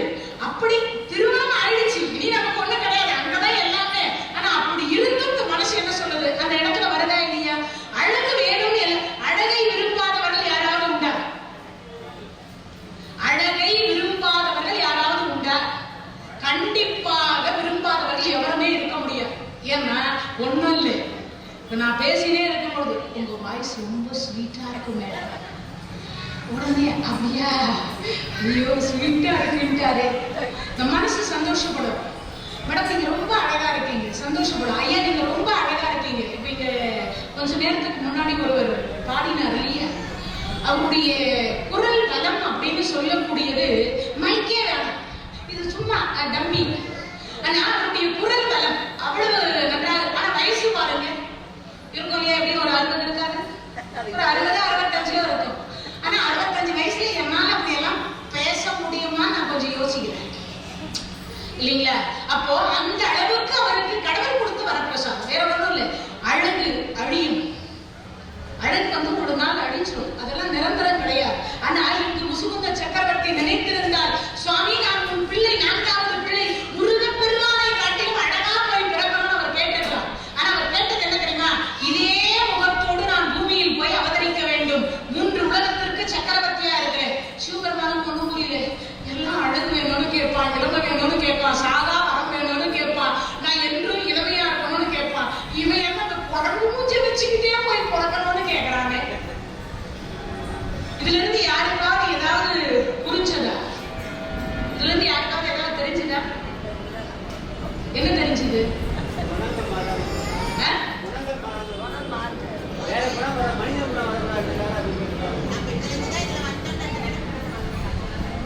தினமும் தன்னுடைய திருமுகத்தை கண்ணாடியில் பார்க்கின்ற பொழுதெல்லாம் நாம் திருக்கைலாயத்தில் ஒரு குரங்காக இருந்துதான் இன்றைய தினத்தில் சக்கரவர்த்தியாக பிறந்திருக்கின்றோம். அதனால் எந்த காரணத்தை கொண்டும் தவறு செய்து விடாதே முசுகுந்தா, தவறு செய்து விடாதே முசுகுந்தா என்று தினமும் அந்த திருமுகத்தை கண்ணாடியில் பார்க்கின்ற பொழுதெல்லாம் அந்த முகம் அவருக்கு பழைய ஜென்மத்தை ஞாபகப்படுத்திக் கொண்டே இருக்கும். அப்பனா என்ன அர்த்தம்?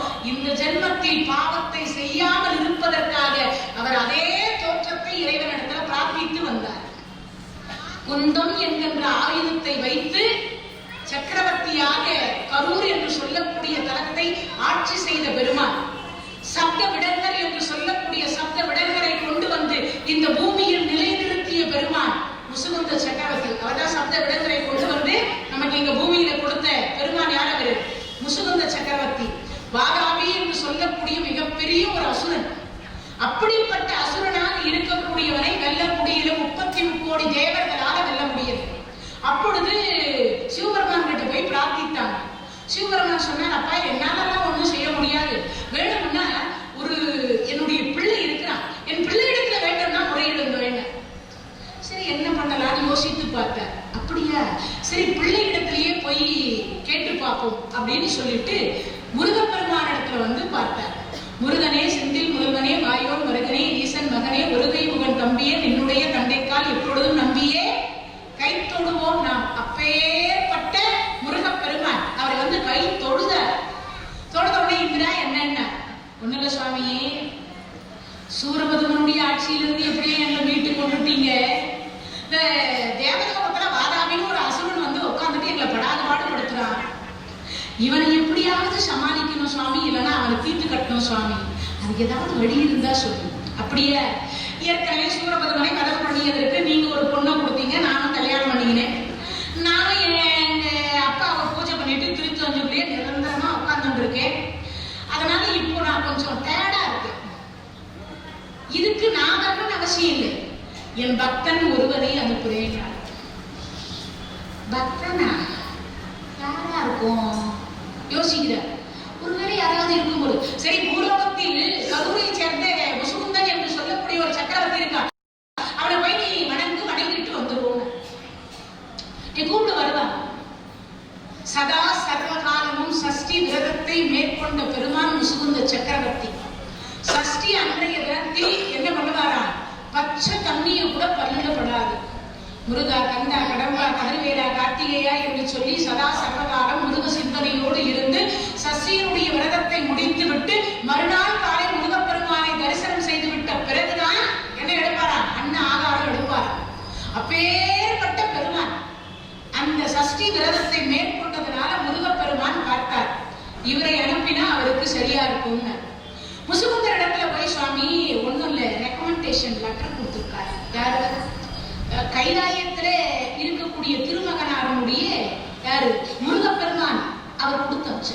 ஓ, சிவபெருமானுடைய 4வது திருக்குமாரர். ஆமா, எல்லாருக்கும் 2 தான் தெரியும், 2 பேர் தெரியாது. யாராவது? விநாயக பெருமான் முழு முதற் கடவுள், ஃபர்ஸ்ட் அவர் தான். அதுக்கு அடுத்து கால பைரவர், 2வது பிள்ளை கால பைரவர். காசியம் பதியினுடைய காவல் தெய்வம், காசியம் பதியினுடைய காவல் தெய்வம். சனீஸ்வர பகவானுக்கு குருநாதர். தெரிஞ்சு வச்சுக்கணும் இதெல்லாம். யாருக்கு குருநாதர்? சனீஸ்வரருக்கு குருநாதர். கால பைரவர் 2வது பிள்ளை. யானை தலையை கொண்டு வந்த பெருமான், யானை தலையை கொண்டு வந்த பெருமான். யம தர்மராஜாவை தண்டித்த பெருமான், அவர்தான் கால பைரவர். அப்பேற்பட்ட கால பைரவர் 2வது பிள்ளை. 3வது பிள்ளை, அது மட்டும் இல்லை, இன்னொரு விஷயத்தையும் தெரிஞ்சுக்கணும். பிரம்மாவுக்கு இப்ப இருக்கக்கூடிய பிரம்மாவுக்கு தான் 4 தலை, அப்ப இருந்த பிரம்மாவுக்கு 5 தலை.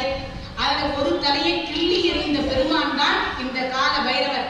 அந்த கிள்ளி எறிந்த தலைதான் சிவன் கையில போய் ஒட்டி கொண்டது. அதுதான் பிரம்ம கபாலம்.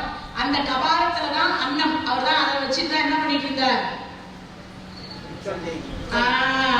அம்மா மிச்சாந்தேவி கையில் எடுத்துட்டு இருந்தாருல்ல. கடைசியில அந்த பிரம்ம கபாலம் இங்க சாப்பிடறதெல்லாம் சாப்பிட்டுச்சு. அதுக்கப்புறம் சாப்பிடாத உணவு எங்க இருக்குன்னு தேடி பார்த்துதான் எங்க போனார்? சுடுகாட்டுல போய் பிணத்தினுடைய சாம்பலை அள்ளி தின்றார். அப்பதான் பைத்தியம் முடிச்சது. யாரு? சிவபெருமான். இன்னைக்கும் சுடுகாட்டுல சுடலையாண்டியாக இருக்கக்கூடிய பெருமான் யாரு? சிவபெருமான். அப்பேற்பட்ட ஒன்று பிரம்மாவினுடைய தலையை கிள்ளியவர். அதனால கால பைரவர் 2வது பிள்ளை. 3வது பிள்ளையாக இருக்கக்கூடியவர் வீரபத்ர சுவாமி. பெரும்பாலும் என்ன நான் என்ன சொல்ல வந்தனோ அதை விட்டுருவேன். இந்த இடையில குறுக்குல வந்த நம்ம என்ன பேச வரமோ அதெல்லாம் மறந்துடும். இறைவனுடைய கருணையினால் முசுகுந்த சக்கரவர்த்தியாக இருக்கக்கூடிய பெருமானை வாதாபி என்று சொல்லக்கூடிய அந்த கைலாயத்தில் அந்த இடத்திற்கு தேவலோகத்திற்கு அழைப்பதற்காக வந்த பொழுது இப்ப இறைவனுடைய கருணையினால் 4வது பிள்ளை, அதாவது 3 பிள்ளைகள். முதல் பிள்ளை விநாயக பெருமான், 2வது பிள்ளை கால பைரவர், 3வது பிள்ளை வீரபத்ர சுவாமி. கர்நாடக மாநிலத்தில் அதிகமாக வழிபாடு செய்யக்கூடிய, அதிகமா வழிபாடு என்ன பண்ணாங்க? வீரபத்ரை தான் அதிகமா வழிபாடு செய்வாங்க.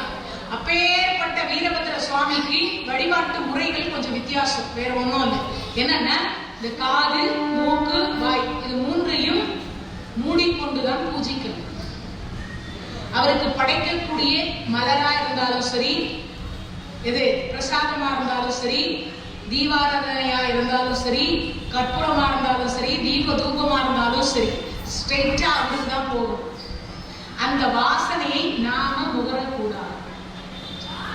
அதனால என்ன பண்ணுவாங்க? வாய், மூக்கு, காது, இது மூன்றையும் கட்டி கொண்டு மூடிக்கொண்டு அப்படிதான் பூஜை செய்யணும். அவர் தான் வீரபத்ர சுவாமி. அதுக்கப்புறம் டிவியில டெலிகாஸ்ட் காட்டுவாங்க, தலையில தேங்காய் உடைகிறாங்க.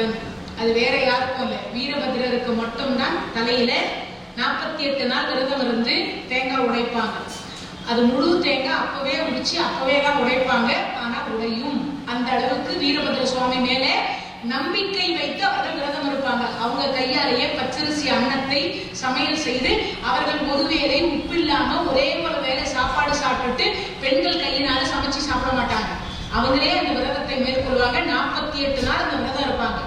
அதுக்கப்புறம் தான் அந்த தலையில தேங்காய் உடைப்பாங்க. ஒரே ஒரு தேங்காய் கூட தன்னுடைய தலையில உடையாமல் இருப்பதற்கு வாய்ப்பே இல்லை. ஆனா கண்டிப்பா எல்லா தேங்காயும் அது பாட்டு பட்டு பட்டு உடைச்சிட்டு போயிட்டே இருப்பாங்க. ஆனா தலையில என்ன வராது, ரத்தமோ இல்ல நமது தலையோ வீங்கவே செய்யாது. அந்த அளவுக்கு பக்தியோடு வணங்கக்கூடியது. நாமெல்லாம் அது செய்ய மாட்டோம்ன்றதுனாலதான் வீரபத்ர டீல்ல விட்டு. ஏன்னா நம்ம கல்லா நேரா போனா அம்மா சொர்ணாம்பிகா காரணீஸ்வர சௌக்கியமா சௌக்கியம் எதை பார்த்து கருணை பண்ணுங்க, அவ்வளவுதான் என்னால முடியும். அந்த அளவுக்கு கடுமையா இருக்க முடியும் நினைக்கிறீங்க, அதெல்லாம் முடியவே முடியாத விஷயம். அதனாலதான் நம்ம உப்பு இல்லாம சாப்பிடுவீங்களா 48 நாள் ஒரே ஒரு வேலை சாப்பாடு, பால் அன்னம் இல்லைன்னா தயிர், அதுல கூட உப்பு போடக்கூடாது.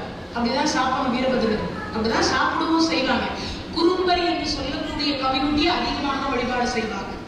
குறும்பர் அப்படின்னு சொல்றதுலயே அந்த கம்யூனிட்டி அதிகமா வழிபாடு செய்வாங்க. கர்நாடக மாநிலத்துல தான் வீரபத்ரனுடைய அதிக வழிபாடு அங்கதான்.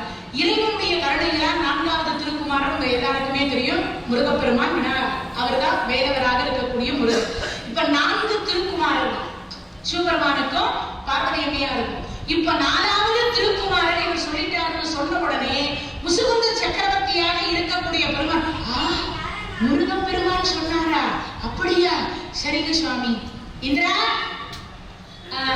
கிளம்பலாம சுவாமி தேர்ல எனக்குன்னு தேர் கொடுத்துட்டாரு. யார் அவரு? சிவபெருமான் கொடுத்து அனுப்பிச்சுக்கிறாரு தேரு. நான் எந்த உலகத்துக்கு போகணும்னு நினைச்சாலும் உடனே என்ன பண்ணாரா, இங்கிருந்து அந்த உலகத்துல போய் நிற்பேன். அதனால உன் தேர் எனக்கு வேண்டாம். யாருடைய தேர் அது? சிவபெருமான் கொடுத்த இந்திரனால தேர் அவர் கையில இருந்தது. மனம் என்கின்ற இந்திரனால தேர். அவர் எந்த 3 உலகத்துக்கு சக்கரவர்த்தி இல்லையா, அதனால தேவலோகத்துக்கு அவர் தான் சக்கரவர்த்தி. அதனால போயிட்டார். இங்க இருந்து நேரா போனார். வாதாபியை யுத்தம் செய்தார், போர் புரிந்தார். முடிஞ்சது. இப்ப முடிஞ்ச உடனே வாதாபியை வென்று விட்டார் முசுகுந்தர். இந்திரனுக்கு மிகப்பெரிய ஆச்சரியம். என்ன இது, 33 கோடி தேவர்களால வெல்ல முடியாத ஒருத்தரை சாதாரணமா பூமியிலிருந்து வந்த அருண் மூஞ்சி எப்படி இருக்கும்? ஏன் இப்படியும் அப்படி வச்சிருந்தீங்க? நிறைய வீடுகள் சொல்றமா இல்லையா, மூஞ்சி குழந்தை மாதிரி வச்சிருந்தாங்க, சொல்றமா இல்லையா?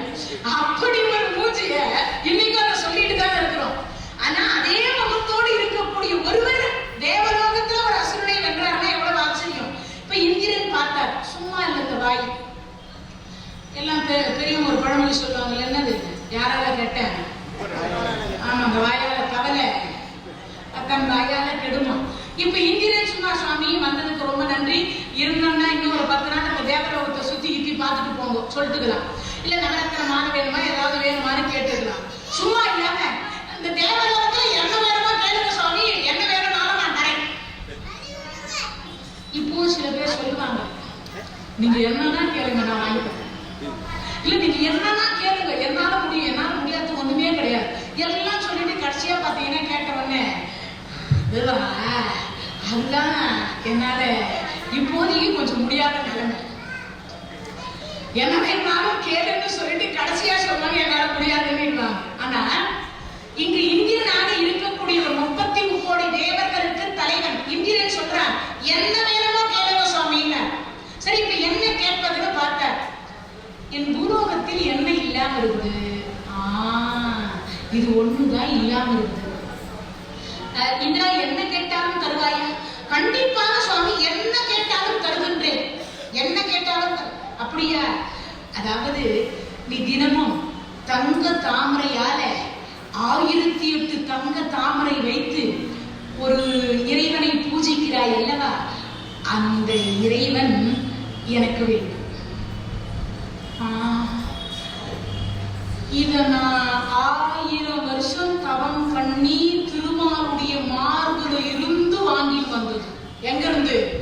பார்க்கடல் கடைந்தார்கள் அல்லவா, ஆலகால விஷத்தை சிவபெருமான் உண்டார் அல்லவா, அந்த சக்தியாக இருக்கக்கூடிய திருநீலகண்டம் என்கின்ற அந்த நாமத்தை பெறுவதற்கு முன்னாடி கழுத்தை பிடிச்சால, அப்படி திருநீலகண்டமாக மாறியதற்கு பிறகு அம்மையும் அப்பனும் சேர்ந்து உட்கார்ந்து அதுக்கு நடுவுல முருகப்பெருமான் இருப்பார். அந்த கடவுள் பேரு யாருக்காவது தெரியுமா? சோமாஸ் காந்த கடவுள் அப்படின்னு சொல்றோம் இல்லையா, அந்த கடவுளை பார்க்கடலில் பையன் துயில்கின்ற பரமனாக இருக்கக்கூடிய திருமாலுடைய மார்பகத்தில் வச்சிருந்தாராம் திருமால்.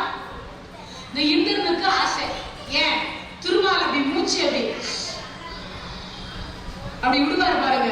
அப்போ இது என்ன பண்ணுமா, மேல இருக்கக்கூடியது அப்படி போய் திருப்பி கீழே வருமா, அப்படி போய் இப்படி கீழே வருமா.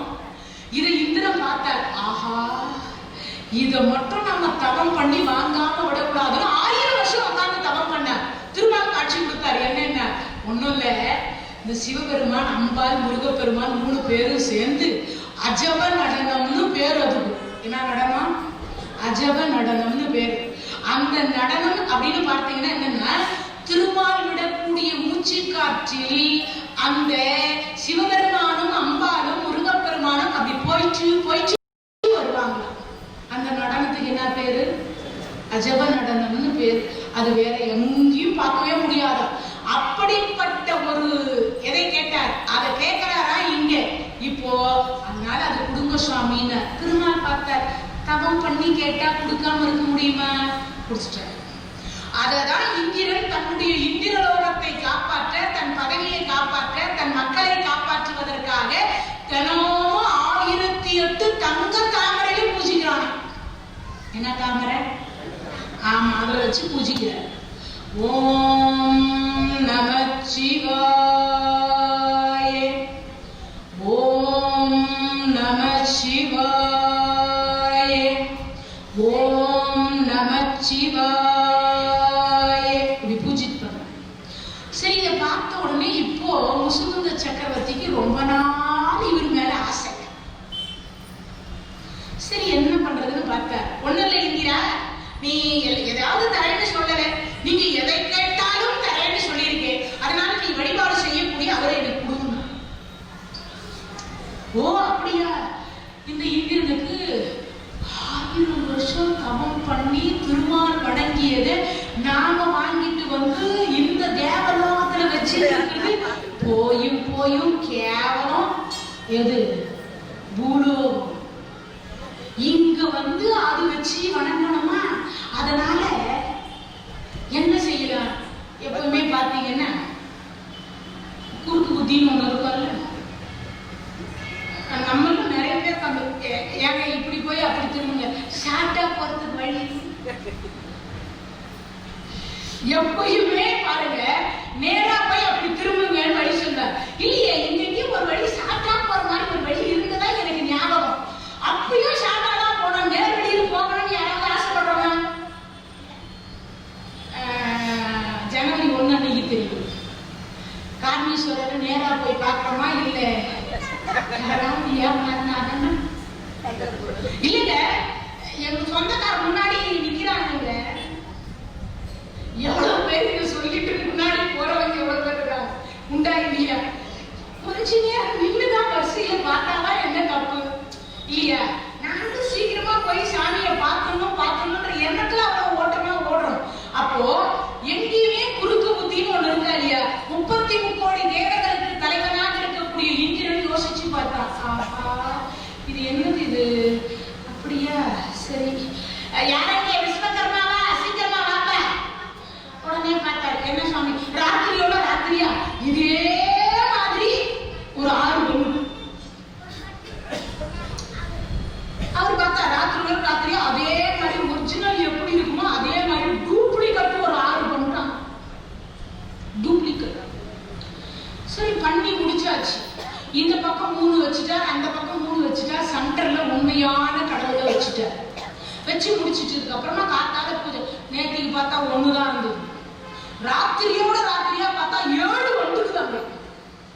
இப்போ அது லைனா வச்சு பூஜை எல்லாம் முடிச்சுட்டு ஓம் நமச்சிவாய ஓம் நமச்சிவாய ஓம் நமச்சிவாய ஓம் நமச்சிவாய இந்த 7க்கும் பூஜை நடக்குது. இந்திர முசுகுந்த சக்கரவர்த்தி குளிச்சு முடிச்சுட்டு முருக நாமத்தை எல்லாம் சொல்லிட்டு, பேற்றை தமிழ் சற்றும் இல்லாத என்னை பிரபஞ்சம் என்னும் சேற்றை கடிய வழிவிட்டவா அப்படின்னு சொல்லி எல்லாத்தையும் பிரார்த்தனை பண்ணிட்டு அவர் என்ன பண்றார், சரி வந்தார், நேரா வந்தார். பார்த்தா நேற்றைக்கு 1 தான் இருந்தது, இன்னைக்கு எக்ஸ்ட்ரா 6 வந்தது. சரி இந்திரா என்ன, ஒண்ணும் இல்ல சுவாமி, ஒண்ணும் இல்ல, உங்க பக்திக்கு ஒரு சோதனை, வேற ஒண்ணும் இல்ல. இதெல்லாம் ஒரிஜினல் இருக்கு. என்னது ஒரிஜினல்? இதெல்லாம் சுவாமியும் கொடுக்கு, எல்லாம் பாருங்க, அவ்வளவுதான். இதுல எது வேணுமோ நீங்க எடுத்துக்கோங்க. நேற்றுக்கு பார்த்தா ஒரிஜினல் 1 தான் இருந்துச்சு, இன்னைக்கு பார்த்தா டூப்ளிகேட் வேற 6 வந்துடுது. இதுல ஒரிஜினல் எப்படி தேடுது? அவர் ஒன்றும் பண்ணல. மனதில் ஒரே ஒரு நிமிஷம் என்ன நினைக்கிறார், இறைவனை பிரார்த்தனை பண்ணார். அவர் சொன்னார், இறைவா என் கையகம் வந்து வையகம் வருது. அவர் ஒன்னும் கீழே குனிஞ்சி 1 2 3 இதுதான் ஒரிஜினல் அப்படிலாம் தேடல. இது 916 ஸ்டேடியமா அதெல்லாம் தேடல. இது டூப்ளிகேட்டா இல்ல இதெல்லாம் பண்ணலாம் அதெல்லாம் தேடல, ஒன்னும் சொல்லல. இறைவா என் பக்தி என்கின்ற ஒன்று அன்பு என்று சொல்லக்கூடியது நிஜமாக இருக்குமே ஆனால், இதுவரைக்கும் நான் உங்களை வணங்கியது நிஜமாக இருக்குமே ஆனால், இறைவா என் கையகம் வந்து வையகம் வருக. இந்த உண்மையான இறைவன் நேர டக்குன்னு வந்து குதிச்சு கையில உட்கார்ந்துருச்சான். இப்ப டூப்ளிகேட்டை வச்சு இந்திரன் என்ன பண்ண முடியும் யோசிச்சு பாருங்க. அவர் சொன்னார், சுவாமி இதெல்லாம் ஒரு கடவுள் வர போய் இப்ப எத்தனை கடவுள் எக்ஸ்ட்ரா வந்துட்டாரு? 6 கடவுள் எக்ஸ்ட்ரா வந்துட்டாரா? 7. அதான் சப்த விடங்கர் அப்படின்னு சொல்லக்கூடிய சப்த விடங்கர். திருவாரூர் என்று சொல்லக்கூடிய திருவாரூர் மாவட்டத்தில் வைத்திருக்கக்கூடிய சப்த விடங்கர் அதுதான் இன்னைக்கும் இருக்கு. இன்னைக்கும் முசுகுந்த சக்கரவர்த்தி தேவலோகத்தில் இருந்து இந்திரனுடைய கையினால் செய்யப்பட்ட அந்த தேவலோகத்திலிருந்து கொண்டு வரப்பட்டதுதான் சப்த விடங்கர். இது எல்லாரும் தெரிஞ்சுக்கணும். இப்ப அப்படி கையகம் வருகன்னு சொல்லிட்டு வைத்து விட்டார். அப்படி வைத்து விட்ட அடுத்த வினாடி அங்கு பூஜை நடந்தது. இப்ப இங்க பூமிக்கு வந்துருச்சு. இந்த பூமிக்கு வந்ததுக்கு அப்புறம் அவர் கையினாலே முசுகுந்த சக்கரவர்த்தியுடைய திருக்கரத்தால் இந்த சப்த விடங்கர் ஒவ்வொரு தளத்திலேயும் பிரதிஷ்டை செய்யப்பட்டார். அதுக்கப்புறமா இப்ப அந்த சப்த விடங்கர் பூஜை ஒரு பக்கம், இன்னைய வரைக்கும் அவர் கையினால வாங்கி வைத்தது இன்னைய வரைக்கும் திருவாரூர் மாவட்டத்துல முழுக்க முழுக்க ஒவ்வொரு இடத்துலயும் இருக்கு. அது நான் அடுத்த முறை வருகிற பொழுது என்னென்ன இடம்ன்றதையும் சொல்றேன், என்ன உங்களுக்கே தெரிஞ்சிருக்கும். இந்த சப்த விடங்கர்னு போட்டீங்கன்னாவே எந்தெந்த இடத்துல அந்த முசுகுந்த சக்கரவர்த்தி கொண்டு வந்து வைத்தார் என்பது அதுலயே லிஸ்ட்ல வந்துடும். எந்தெந்த இடத்துல அந்த சப்த விடங்கர் இருக்கிற அப்படிங்கிறது தெரிஞ்சிடும்.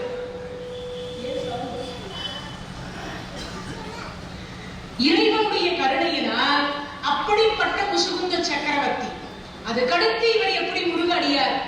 இப்போ முருகப்பெருமான் பிறக்கின்ற பொழுது என்ன நடந்தது? அந்த அம்மையார் ஓட ஆரம்பிச்சார். யாரு? பக்கத்துல இருந்த பார்வதி ஓட ஆரம்பிச்சாங்க. அப்படி ஓடுகிற பொழுது அதுல இருந்து நவரத்தினங்கள் என்று சொல்லக்கூடியது சிதறியதல்ல. அதுல முதல்ல பிறந்தவர் யாரு? அவர் தான் தூது போனார் கந்த புராணத்துல. வீரவாகு தேவர். அந்த வீரவாகு தேவராக இருக்கக்கூடியவர் அவர் என்ன பண்ணாரா? அவர் ஒரு பக்கம் இந்த யுத்தம் முடிஞ்சிருச்சு. சூரபதமன் சேவலும் கொடியா, அதாவது சேவல் கொடியாகவும் மயில் காகனமாகவும் மாறிட்டார். இப்போ முருகப்பெருமானுக்கு பக்கத்திலே இருந்து இவங்க தொண்டு செய்தாங்க. அப்படி செய்கிற பொழுது வீரவாகு தேவராக இருக்கக்கூடியவருடைய திருமகளைத்தான் முசுகுந்த சக்கரவர்த்தி திருமணம் செய்து கொண்டார். அப்ப முருகப்பெருமானுக்கு வீரவாகு அதாவது முசுகுந்தர் என்னவாகணும்னு சொல்லுங்க பாப்போம். வீரவாகு தேவர் முருகப்பெருமானுக்கு என்ன வேணும்? முருகர் வந்து அண்ணன், வீரவாகு தேவர் வந்து தம்பி. 9 நவ வீரர்கள் இல்லையா, அவங்க தம்பிங்க. அப்ப முதல்ல இருக்கக்கூடிய வீரவாகு தேவருக்கு மருமகன் அப்படின்னு சொன்னா முசுகுந்த சக்கரவர்த்தி. அப்போ முருகப்பெருமானுக்கு என்ன வேணும்? மருமகன் தானே வேணும். வீரவாகு தேவரை எங்க அனுப்பினார் முருகப்பெருமான்? ஒரு முறை பூமியில் யுத்தம்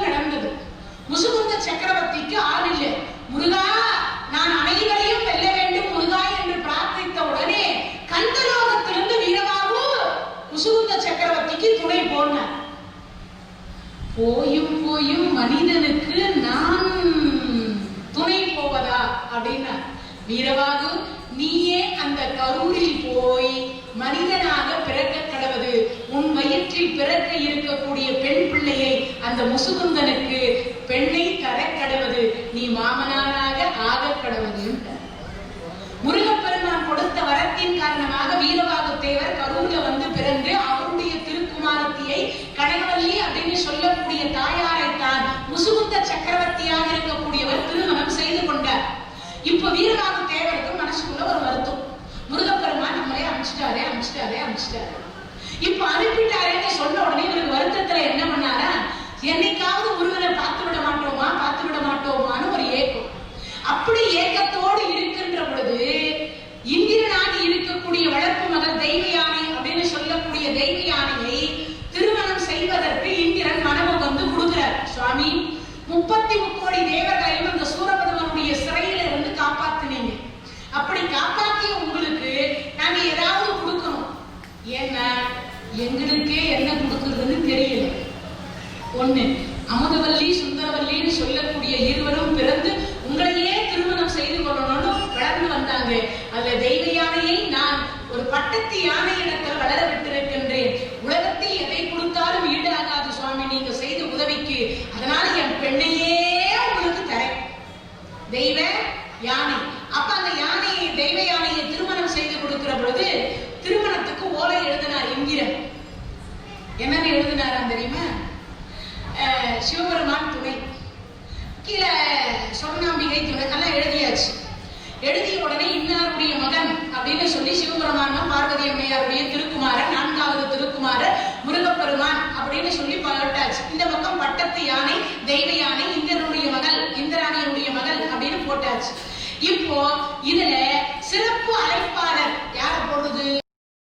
ஒருவேளை பிரம்மாவையும் நாராயணரையும் போட சொல்லுவார் போல இருக்கு அப்படின்னு நினைச்சு முருகப்பெருமானிடத்துல பிரார்த்தித்து கேட்டார் இந்திரன். சுவாமி, பிரிண்டிங் ஆயிடுச்சு சுவாமி, இப்போ யாரு சிறப்பு அழைப்பாளர்?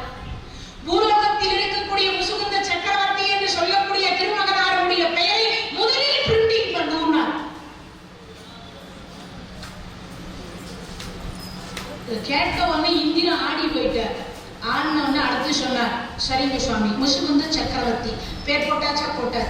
சுவாமி, இந்த பத்திரிகை முதல்ல கைலாயத்தில் இருக்கக்கூடிய உங்கள் தாய் தந்தையருக்கு தானே சுவாமி? இல்லை, நீங்களே நேரடியாக 33 கோடி தேவர்களும் புடைசூழ சென்று பூலோகத்தில் இருக்கக்கூடிய கரூரை தலைநகராக கொண்டு குண்டம் என்று சொல்லக்கூடிய ஆயுதத்தை வைத்து முசு என்று சொல்லக்கூடிய மன்னனாக இருக்கக்கூடியவர் ஆட்சி செய்து வருகிறாரே, அந்த முசுகுந்த சக்கரவர்த்திக்கு தான் முதல் ஓலை. அப்ப நீங்க சிந்திச்சு பாருங்க, முருகப்பெருமான் மேல அவர் எவ்வளவு பக்தி வச்சிருப்பார், முருகன் மீது எவ்வளவு நம்பிக்கை வைத்திருப்பார், முருகப்பெருமானை சதா சர்வகாலமும் அவர் எப்படி சுவாசிச்சு இருப்பார். இறைவனை என்ன பண்ணணும்? சுவாசிக்கணும். அப்படின்னா என்ன அர்த்தம்? உண்ணும் பொழுதும் உறங்கும் பொழுதும் பேசும் பொழுதும் பேணும் பொழுதும் எப்பொழுதும் என்ன சிந்தனை இருக்கணுமா? முருகா முருகா முருகா முருகா முருகா முருகா முருகா முருகா முருகா முருகா முருகா முருகணுமா? அப்படி உருகினால் என்ன கிடைக்கும்? தெய்வ யானையினுடைய முதல் ஓலை, இந்திரனுடைய 33 கோடி தேவர்களினுடைய வளர்ப்பு மகளாக இருக்கக்கூடிய தெய்வ யானையினுடைய முதல் ஓலை, இந்த பூமியில் இருக்கக்கூடிய ஒரு குரங்கினுடைய முகத்தை வைத்துக் கொண்டிருக்கக்கூடிய முசுகுந்த சக்கரவர்த்திக்கு வந்தது முதல் ஓலை என்றால் அதை சிந்தித்து பார்க்க வேண்டாம்? அது எந்த அளவுக்கு இறைவன் மீது அவர் நம்பிக்கையும் பக்தியும் அன்பு வைத்திருப்பார். அங்க முகம் முக்கியம் இல்லைங்க, அழகு முக்கியம் இல்லைங்க. என்ன முக்கியம்?